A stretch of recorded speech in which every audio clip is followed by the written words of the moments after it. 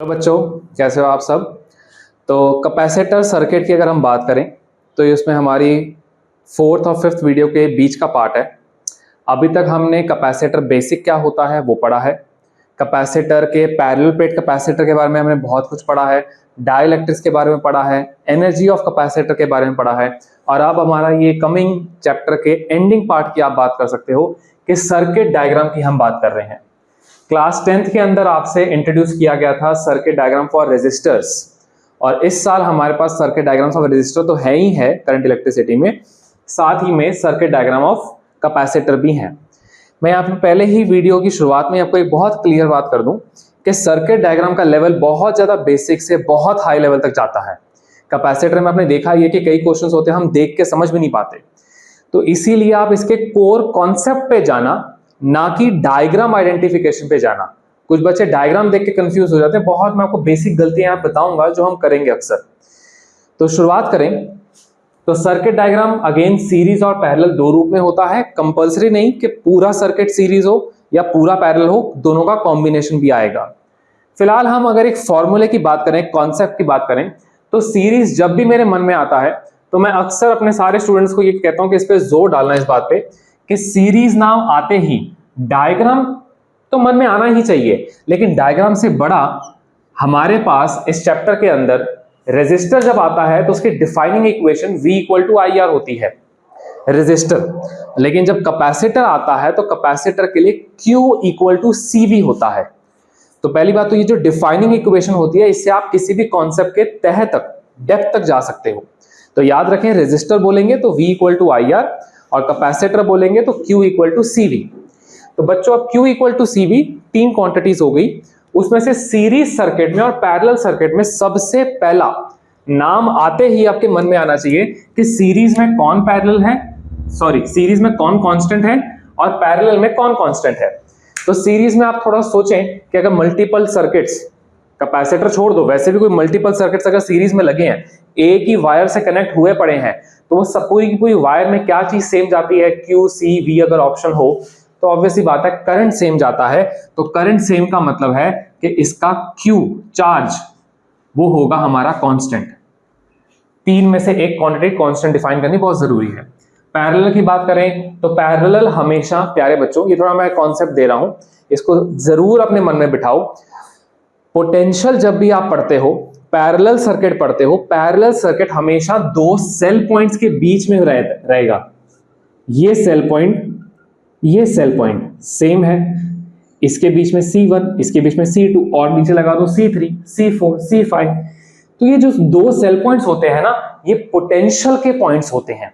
इनको cell points, cell के ही points, battery के पॉइंट्स नाम दिया जा रहा है। तो यानी कि इनका पोटेंशियल डिफरेंस, यानी कि इनका पोटेंशियल सेम है।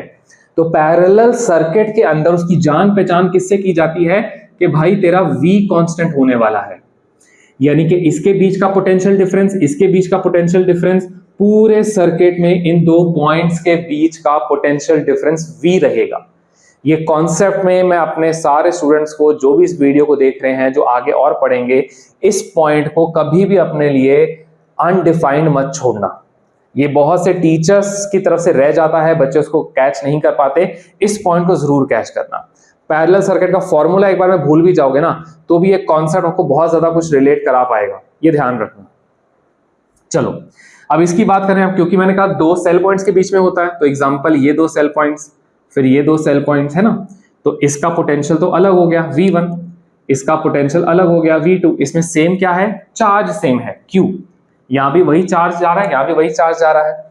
इसका पोटेंशियल सेम है, तो इसका फिर चार्ज अगर बोलें तो चार्ज इसमें ऑब्वियसली बात है, अगर पीछे से चार्जिंग कुछ आ रही है तो कुछ चार्ज यहाँ पे डिस्ट्रीब्यूट होगा Q1 और कुछ यहाँ पे होगा Q2।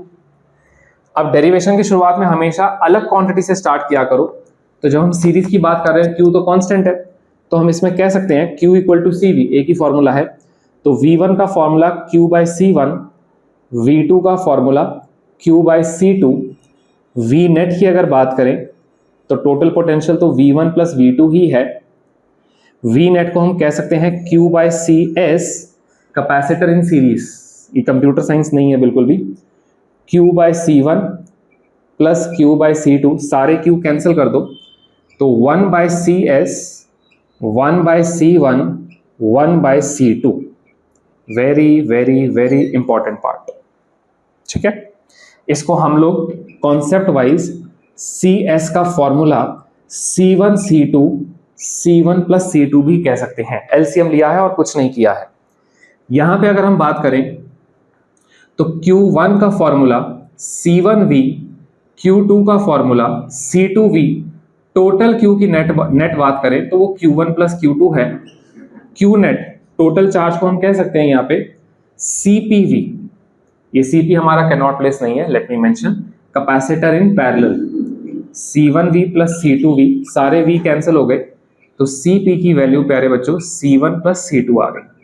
अगर आप इसको थोड़ा सा रिकलेक्ट कर पाओगे, रेजिस्टर में जो पैरेलल का फॉर्मूला था यहाँ पे सीरीज का बना, रेजिस्टर में जो सीरीज का फॉर्मूला था यहाँ पे वो पैरेलल में बना है। ठीक है, इस बात को भूले मत। ये फॉर्मूले के लिए मैं कहूंगा एक बात ध्यान रखना, बहुत बच्चे गलती करते हैं, ये खाली 2 कैपेसिटर्स होंगे तभी ये फॉर्मूला लगाना। अगर मल्टीपल आप एक साथ उनको सीरीज में करना चाहते हो एक साथ, तो फिर ये फॉर्मूला लगाना, क्योंकि एलसीएम 2 के लिए तो ये फॉर्मूला ठीक है। मैंने कुछ बच्चों को सॉल्व करते हुए देखा था, उन्होंने बिना कुछ इंफॉर्मेशन के C1 C2 C3 C4 और नीचे C1 plus C2 plus C3 plus C4, ये गलत है, ऐसे एलसीएम नहीं लिया जाएगा। 2 के लिए ये परफेक्ट है और मल्टीपल के लिए आपको 1/1 के रेसिप्रोकल से ही सॉल्व करना है। ठीक है, तो अब अगर आप देखें तो कॉन्सेप्ट वाइज सीरीज की बात करें, कमेंट करने के लिए Q कांस्टेंट रहेगा, पोटेंशियल डिफरेंट रहेंगे और कैपेसिटर का नेट फॉर्मूला ये हो जाएगा। सीरीज में नेट कैपेसिटेंस गिर जाएगा, वो कम हो रहा है, 1 के लॉजिक से वो कम हो रहा है। पैरेलल की बात करें तो V कांस्टेंट है, Q1 और Q2 अलग है, तो इसके लिए जो नेट कैपेसिटेंस है उसकी value C1 plus C2 plus C3 plus C4 so on, ये चलती रहेगी। पैरेलल में कैपेसिटेंस की नेट वैल्यू बढ़ रही है। ठीक है, ये कॉन्सेप्ट भी हो गया और ये कॉन्सेप्ट भी हो गया। यहां तक आपको कोई भी इसमें डाउट है तो पहले इसको जरूर रेज करो और इसको क्लियर करो। इसमें कोई भी बारीकी, कोई भी माइन्यूट कॉन्सेप्ट रट्टा नहीं मारना, पूरा क्लैरिटी से चलना है। ठीक है, क्योंकि अब अगर हम सर्किट्स की बात करें, मैं एक छोटा सा एग्जांपल, ये 2 कैपेसिटर लिए, ठीक है, ये 1 कैपेसिटर लिया,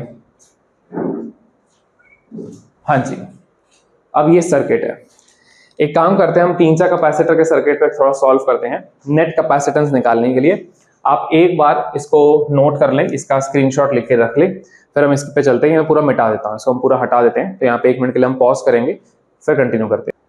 हाँ जी बच्चों, तो ये 3 सर्किट्स मैंने लिए हैं आपके लिए। ये बहुत बेसिक एग्जाम्पल्स हैं, इनमें आपको 1-2 गलतियों के बारे में जरूर पता लगेगा ताकि आप अगली बार वो खुद गलती ना करें। पहले वाले में वेरिएबल क्वेश्चन है, वैल्यूज नहीं दी होंगी एग्जाम में, कैपेसिटर ऑफ C कैपेसिटेंस दिया होगा। पहले कह दूं, अगर बेसिक वीडियोस क्लियर नहीं है तो एक बार जरूर वो देख लें और उसको जरूर पहले समझ लें। अब आपको इस सर्किट के अंदर मैं सबसे पहले ये बताना चाहता हूं, किसी भी सर्किट डायग्राम में कैपेसिटर हो, रेजिस्टर हो, आगे इंडक्टर्स भी आते हैं, स्प्रिंग्स भी आती हैं। सबसे पहले आपको सर्किट डायग्राम को थोड़ा सा शॉर्ट करने की कोशिश करनी चाहिए।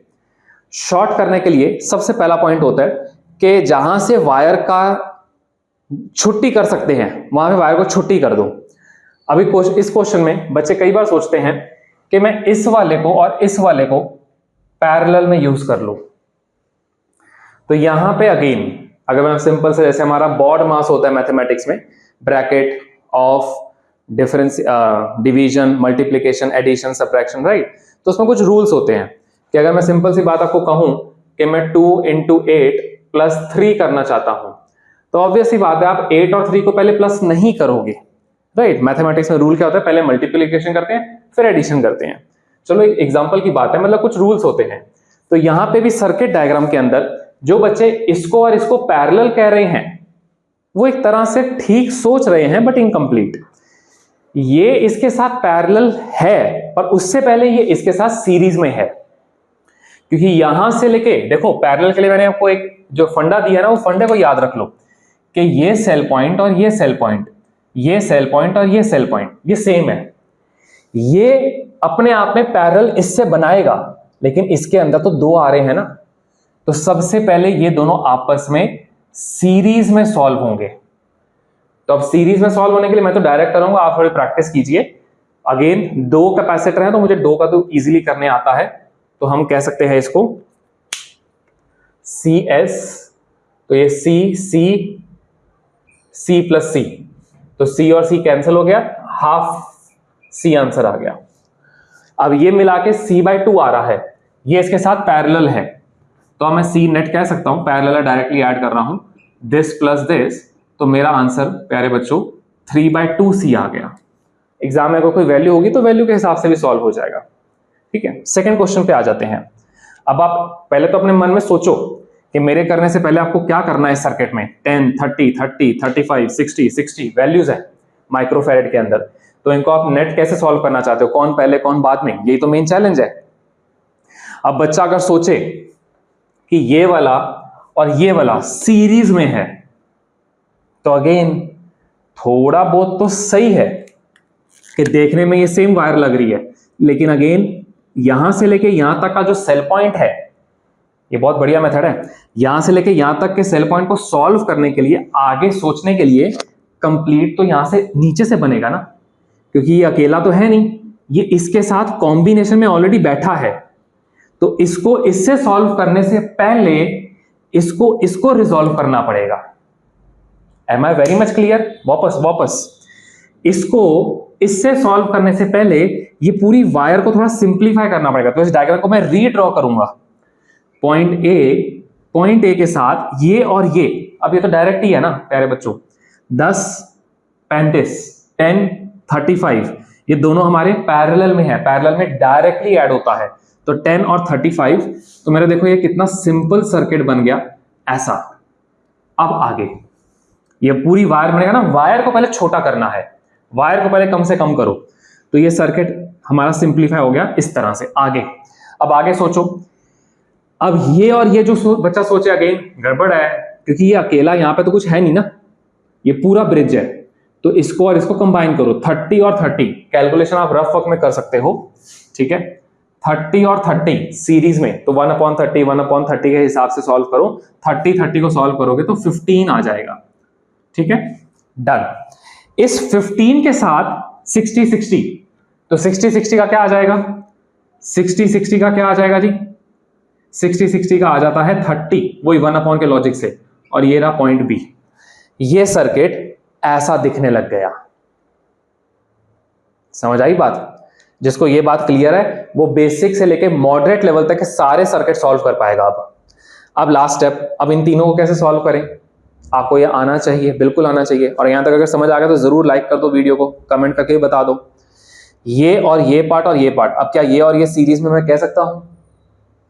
पार्शली तो यस, बट नॉट एग्जैक्टली, क्योंकि ये और ये पहले सॉल्व करने पड़ेंगे, क्योंकि इसको सॉल्व बाहर निकालना तब पॉसिबल है जब ये आप सॉल्व कर पाओगे, राइट? फिजिक्स को हम बहुत ज्यादा मैथमेटिक्स से लिंक करके पढ़ सकते हैं, मतलब एक बड़ी सिंपल सी बात है। अगर मैं आपको सिंपल सी एक बात कहूं, 2 प्लस, वही वापस से सेम एग्जांपल ले रहा हूं, 8 इंटू 3, अब मैं कहूं कि मुझे 2 को 8 से ऐड करना है, क्या ये पॉसिबल है? बिल्कुल एज पर रूल तो पॉसिबल है ही नहीं, देखने में चाहे दिख रहा है, बट अगेन रूल क्या कहता है कि पहले 8 3 से मल्टीप्लाई होगा, फिर जो भी आंसर आएगा वो 2 से प्लस होगा। सिमिलरली ये और ये सीरीज में ऐड हो सकते थे, लेकिन पहले इसको इससे पैरेलल करना पड़ेगा। हाँ जी, तो हमारा और सिंपल सर्किट, तो 45 अपनी जगह पे, अब 15 और 30 पैरेलल है, तो ये डायरेक्टली ऐड हो जाते हैं। लो जी, ये भी 45 हो गया, क्वेश्चन सोच के बनाया जाता है, तो 45 सीरीज में है, तो आपका यहां पे सी नेट का आंसर 45/2 22.5 माइक्रोफेरेड आ गया। सही, बिल्कुल ठीक। अब ये तीसरा क्वेश्चन, आपके पास 1 मिनट का टाइम है, मैं यहाँ पे कोई सस्पेंस नहीं छोड़ूंगा, सॉल्व करके जाऊंगा इस वीडियो को एंड करने से पहले। अब ये 4 कैपेसिटर हैं, अब यहाँ पे मैं यहाँ पे कोई झूठ नहीं कह रहा, मैंने खुद देखा है बच्चों को कि सर ये और ये पैरेलल, ये और ये पैरेलल, इसलिए मैंने ये क्वेश्चन इस वीडियो में डाला है। तो यहाँ पे एक छोटी सी गलती है, सीरीज और पैरेलल देखने से पहले कहीं ना कहीं करंट की मूवमेंट को भी देखा करो। अब अगर एग्जांपल यहां या यहां दोनों में से एक जगह से करंट एंटर करेगा, एक से बाहर जाएगा, मान लो यहां से एंटर करता है, यहां से करंट गया सेम, करंट गया सेम, करंट गया सेम, करंट गया सेम, करंट गया सेम, करंट गया सेम। अरे ये तो बुद्धू बना दिया, वायर को बस घुमा के रख दिया, वायर तो वही है, करंट तो वही है, कौन सा सर्किट हो गया? ये तो सीरीज हो गया। दिखाया क्या और मिल क्या गया? जरूर सोचना कि आपने भी क्या गलती की थी ये पैरेलल सोचने की। इसके अंदर चारों के चारों पैरेलल में नहीं है, चारों के चारों हमारे सीरीज में हैं। ठीक है, तो डायरेक्टली आप सॉल्व कर सकते हो 1/CS 1/10 20 30 40। तो यहाँ पे आपको इसी मेथड से करना ठीक रहेगा। डायरेक्टली करने में हमें एलसीएम कई बार लेना पड़ेगा, इसमें एक ही बार ले लो। तो 40 80 120 एलसीएम है। इसको मल्टीप्लाई किया 12 से, इसको मल्टीप्लाई किया 6 से, इसको मल्टीप्लाई किया 4 से, इसको मल्टीप्लाई किया 3 से।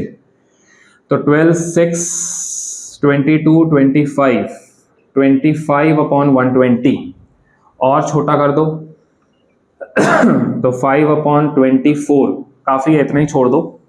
बहुत से बच्चे यहाँ पे आंसर छोड़ देते हैं, गलत। तो अगेन सी नेट इसको रेसिप्रोकल करेंगे तो 25/4 4.8 microfarad is your answer, right. Series में आप देख सकते हो कि 40 वाला कैपेसिटर होने के बावजूद हमारा नेट आंसर 4 तक पहुंच गया। इतना गिर जाती है वैल्यू, सीरीज में वैल्यू गिरती है, पैरेलल में बढ़ती है। ठीक है जी, तो आई होप आपको ये तीनों क्वेश्चंस क्लियर है। मैं ये बिल्कुल नहीं कह रहा कि सीरीज और पैरेलल इससे ऊपर नहीं है, इससे बहुत ऊपर जा सकते हैं सर्किट डायग्राम के क्वेश्चंस, लेकिन यस एक बेस लेवल के लिए काफी अच्छी अंडरस्टैंडिंग है। तो अगर आपको सब कुछ क्लियर है और आप इसकी और प्रैक्टिस चाहते हैं तो जरूर कमेंट करके बताएं, और ऐसी वीडियोस के लिए हम जरूर कनेक्टेड रहेंगे। ठीक है जी, तो ये वीडियो यहीं तक है। All the very best.